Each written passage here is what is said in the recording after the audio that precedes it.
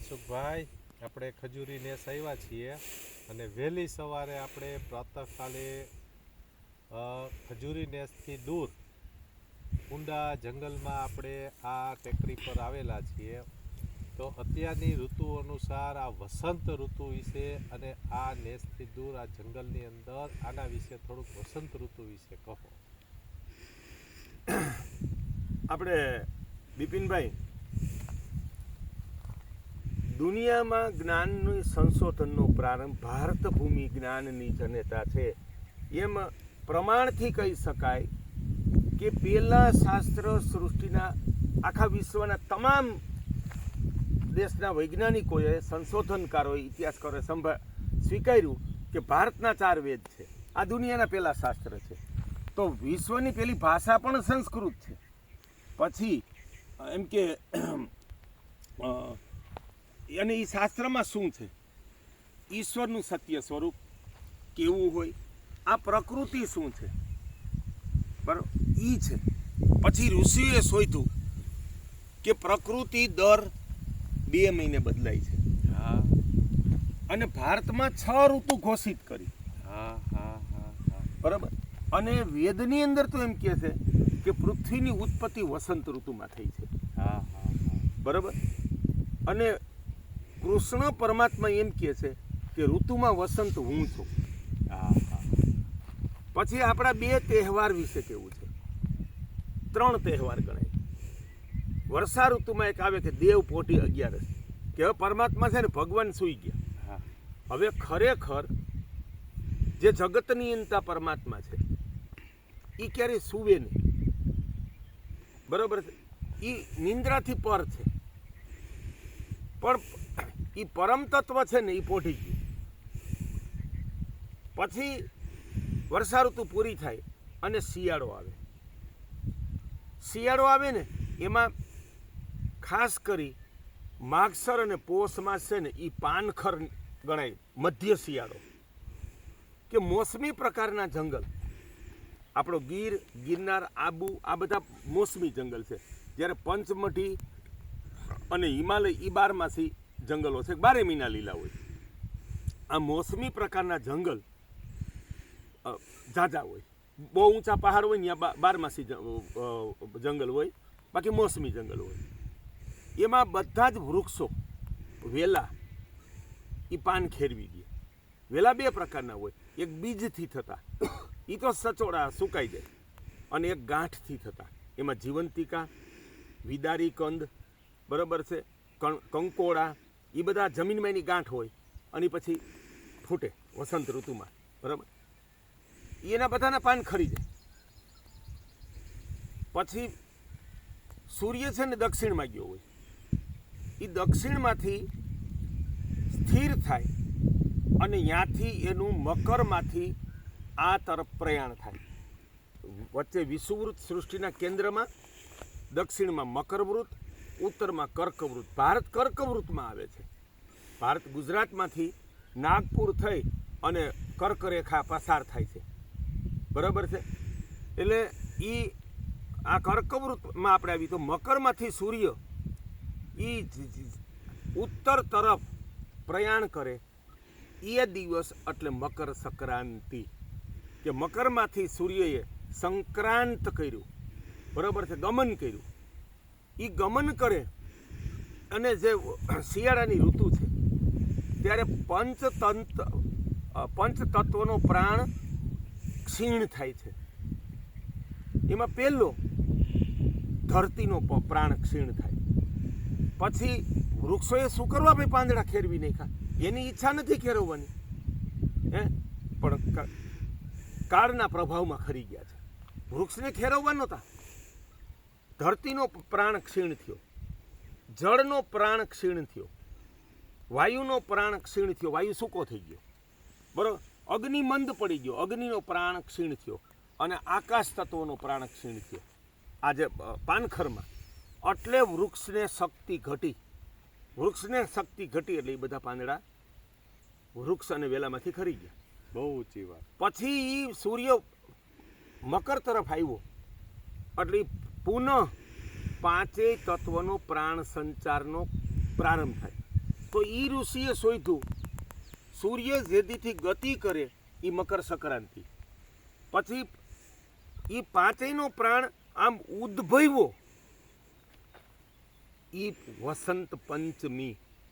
તે દિવસે એ પાંચેયનો પ્રાણ છે ને એ જે સુસુપ્ત થઈ ગયો હતો કે ભગવાન પોઢી ગયા, હકીકતે પંચ મહાભૂતમાં રહેલું ચૈતન્ય પોઢી ગયું છે અને એ જાગ્યું. એ જાગતા જાગતા 25મા દિવસે શિવરાત્રિએ પૂર્ણતઃ જાગી ગયું. આ બહુ ગહન સમજો, આ મારું આત્મદર્શન છે કે એ પૂર્ણતઃ જાગી ગયું એટલે એ શિવરાત્રિ. અને પરમ ચેતના પરમાત્મા એટલે દેહધારી મનુષ્ય નહીં. આજે આ પાખંડી સંપ્રદાયવાળા કે આ જગતનો સંચાલક છે અમારો સંપ્રદાય સ્થાપક, એનાથી અજ્ઞાની ને અધર્મી કોઈ લોકો નથી. એ સકલ નિરાકાર પરમાત્મા છે, વેદમાં શોધીને કીધું છે નિરાકાર છે, એ અજન્મા છે અને એ સકલમાં વ્યાપેલ છે અને એને નામ આપ્યું શિવ. શંકર વિશે, શિવ તત્વ વિશે ઠેકડી ઉડાડનારા અને સંપ્રદાય સ્થાપકને દર્શન કરવા આવે એવું લખનારા આ સૃષ્ટિના સૌથી મોટા અધર્મીઓ છે, અજ્ઞાનીઓ છે અને નીચ અને દુષ્ટ છે કે તમે પરમાત્માને કોઈ માણસથી નીચે બતાવી શકો? બરાબર. તો એ પરમ તત્વ પ્રગટ થયું પંચ મહાભૂતમાં, એટલે કે શિવ તત્વ છે ને એ સૃષ્ટિ ઉપર એનું અવતરણ થયું, એ શિવરાત્રિ છે. બરાબર. અને જેવી શિવરાત્રિ આવી ગઈ એટલે સંપૂર્ણ વનસ્પતિઓમાં છે ને ચેતન આવી જાય. અમે ધરતીમાં જોયું કે તમે અહીં બોર કરો તો અહીંયા 100 થી 300 ફૂટ ધૂળ ઉડે, એક બૂંદ પાણી ન હોય. એવી સૂકી ધરતીમાં પથ્થરની વચ્ચે વનસ્પતિમાં કૂણા કૂણા પાન ફૂટે. શેમડામાં અત્યારે ગીરના જંગલમાં ફૂલ ખીલી ગયા, કેસુડામાં ફૂલ ખીલી ગયા, કરમદામાં ફૂલ ખીલી ગયા ધાર માથે ઊભેલા, અને આ વૃક્ષોમાં બધે પાન ફૂટી જાય તો એ પાણી વિનાથી ફૂટે નહીં. તો એ હવામાં ભેજ આવી ગયો એટલે એણે હવામાંથી ભેજ પકડી લીધો અને એને જે ફૂટવા માટે ગરમી જોઈ એ એટલું હૂંફાળું વાતાવરણ બની ગયું. આકાશ તત્વ એમાં સહભાગી થયું. બરાબર છે. અને જળ તત્વ તો વાયુ ભેગું આવી ગયું, ભેજ આવી ગયો એટલે 4. અને ધરતીનો પ્રાણ સંચાર થયો ને એ પણ અમને દેખાણું કે શિયાળામાં બધા જ કૂવાનું પાણી નીચે ઉતરી જતું. એ અમે જોયું છે. પડતર કૂવો હોય ને તો ચોમાસામાં પાણી હોય ને એ શિયાળામાં પાણી ઉતરતું નીચે ઉતરે. અને જ્યારે વસંત ઋતુની મધ્યમાં આવે ને ત્યારે જળ તત્વ પાછું છે ને જે માટીની અંદર પાણી સુસુપ્ત થઈ ગયું હતું એનો પ્રાણ સંચાર થાય અને એ નિતાર થઈને પાછું કૂવામાં આવે અને ઉનાળામાં કૂવાના તળ ઊંચા આવી જાય બધે. બરાબર છે. એટલે એ જળનો પણ પ્રાણ સંચાર થયો. બરાબર. અને એ માટીના કણમાં રહેલું પાણી છૂટું પડે એટલે થોડું થોડું વૃક્ષોને પણ મળે. માટીના કણમાં સુસુપ્ત થઈ ગયું હતું જળ આ શિયાળાની ઋતુમાં. એ વસંતમાં એ પાછું પ્રકટ થાય એટલે પંચ મહાભૂત છે ને એનું પ્રાકટ્યના 2 તહેવાર છે, વસંત પંચમી. બરાબર છે. પહેલું સૂર્યની ગતિ એ સંક્રાંતિ કે સૂર્યનું ગમન થયું મકરમાંથી, એ પ્રાકૃતિક તહેવાર છે, એ ધાર્મિક નથી.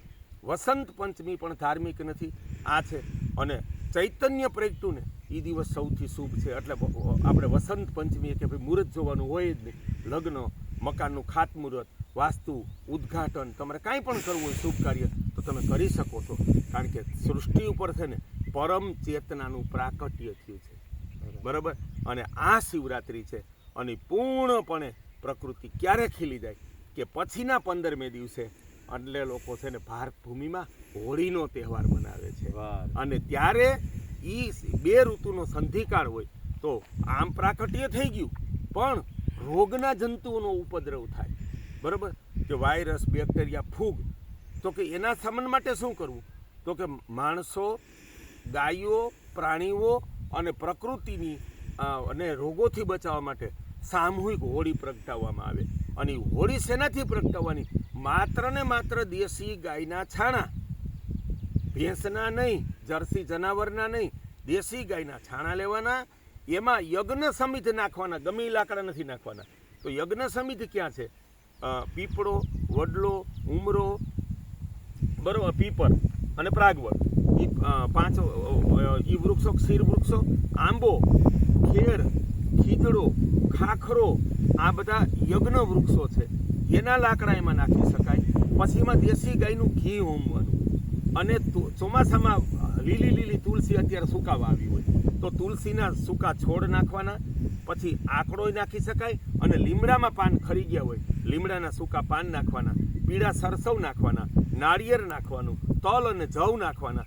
અને એ જે વાયુ થાય, બરાબર, તો અનંત ગણી શક્તિ, જે શક્તિ છે, આ અણુબોમનું સંશોધન આના ઉપરથી કર્યું છે વૈજ્ઞાનિકોએ, ભારતના શાસ્ત્રો ઉપરથી, કે એને તમે અગ્નિનું સ્વરૂપ આપી દો તો એ હજારો લાખો ગણી શક્તિ થાય અને વાતાવરણમાં ફેલાય અને બધાને રોગમુક્ત કરે. એટલે હોળી પ્રગટાવીએ ને એ પણ ધાર્મિક નથી, એ પ્રકૃતિ રક્ષાનું વિજ્ઞાન છે.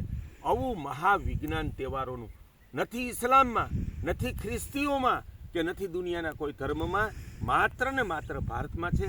આવા જ પ્રાકૃતિક તહેવાર આપણી બધી પૂનમો છે. અને આવી જ આપણી અક્ષય તૃતીયા, અખાત્રીજ જે કહીએ છીએ, એ છે.